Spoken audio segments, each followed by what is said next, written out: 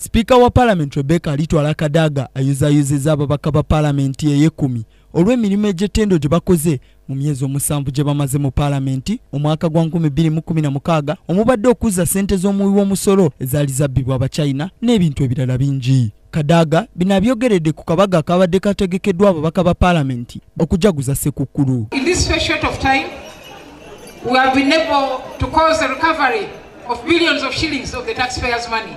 Congratulations on our members.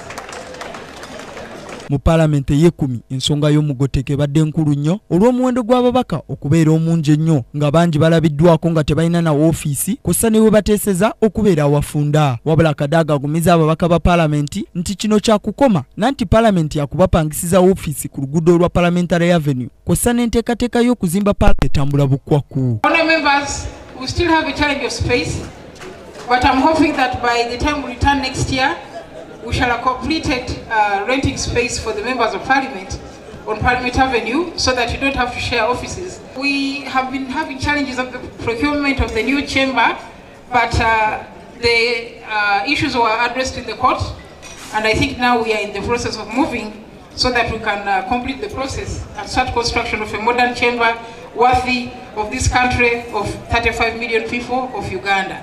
Wadenga Parliament yagenze mu lusirika lwayo lwa Ssekukkulu esuubira okuyitibwa mu bunambiro olw'ennongoosereza mu mateeka ag'enjawulo agasigadde nga tegateeseddwako naddala eri etteeka ly'okulonda obukiiko bw'ebyalo. Stephen Tulyargayo, KTV, amalindirire.